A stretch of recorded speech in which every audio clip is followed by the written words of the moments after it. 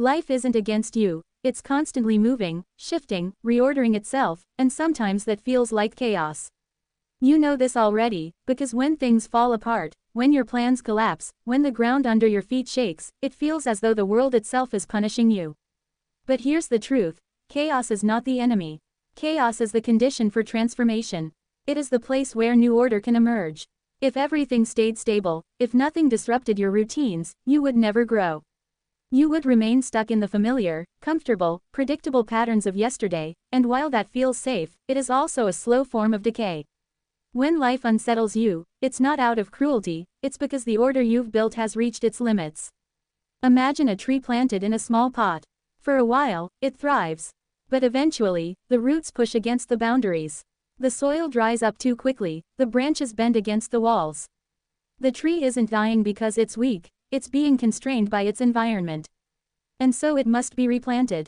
The transition isn't gentle. The roots are torn, the soil is shaken loose, and yet, only through that violent disruption can the tree grow taller, stronger, more expansive. Your life operates the same way. When the structures you've built can no longer contain who you are becoming, life breaks them. It tears open the ground so you can be placed in a larger space, one that demands more of you but also offers more to you. Chaos is frightening because it strips you of the illusion that you're in control, but it's precisely in those moments of collapse that you are being repositioned, moved from the small pot of your current existence into the wider soil of your potential. Adversity is often misunderstood. When it arrives, people assume it's evidence that life has turned hostile, that fate has singled them out for misfortune. But what if adversity is not an executioner, but a teacher? What if it is not life's way of pushing you down, but life's way of redirecting you? The struggles you face are often signals, indicators that the path you're on is too narrow, or perhaps entirely misaligned with the person you could become. Think about it. Discomfort appears when your way of living no longer works. Pain surfaces when something needs attention. Failure erupts when your strategy cannot take you further. In this sense, adversity is less of an enemy and more of a recalibration. It forces you to ask difficult questions. Am I in the right place? Am I doing the right thing? Am I moving toward what is meaningful? Those are not questions we typically ask when everything is easy, when we're coasting comfortably. We ask them when life has cornered us, when the easy answers collapse. It's easy to think of hardship as a wall, but more often, it is a door disguised as a wall. It feels impenetrable, and yet if you press, if you wrestle with it, it reveals a new passage. And that passage is rarely one you would have found had everything gone smoothly. So the suffering you resist may, in fact, be the very mechanism through which you are realigned with your deeper potential. Adversity strips away what is unnecessary, exposes what is weak, and demands that you construct something stronger in its place. If you see it this way, you stop asking, "Why is life against me?" And you begin to ask, "What is life trying to reposition me toward?" One of the greatest dangers when life unsettles you is the temptation to see yourself as a victim. It's an easy story to tell. The world is unfair, circumstances are rigged, everything is against me. That story might bring temporary comfort, because it excuses you from responsibility. But over time, it corrodes your soul. Bitterness begins to seep in, resentment grows like a shadow, and before long, you're no longer just suffering from the setback itself, you're suffering from the way you've chosen to interpret it. To see life as an enemy is to hand over your power. You become passive, paralyzed, waiting for someone else to fix what only you can confront. But if you can shift the narrative, even slightly, the outcome changes dramatically. Instead of thinking, "Why me?" you might begin to think, "What is this demanding of me? What strength is this calling forth?" That shift doesn't eliminate pain, but it transforms it into fuel.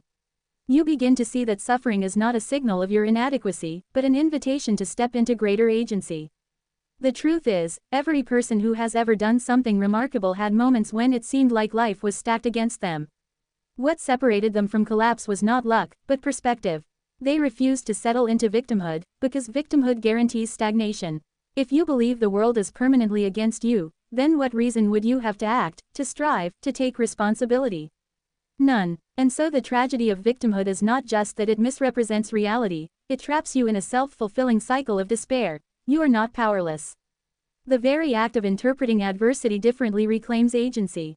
Life is not conspiring against you, it's pressing you to rise, and only responsibility makes that rise possible. Suffering, when viewed as meaningless, becomes unbearable.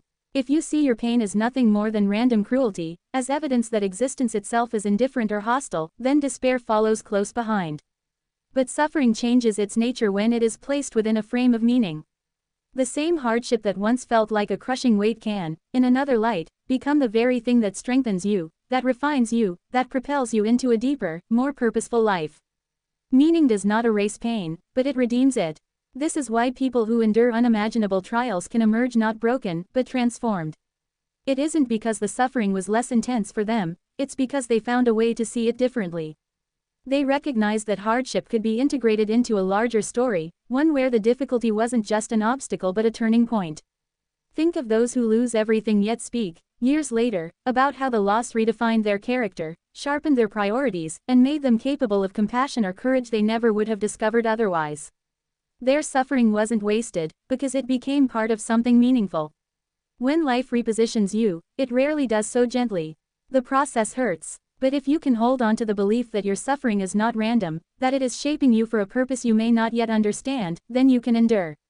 More than that, you can endure with dignity.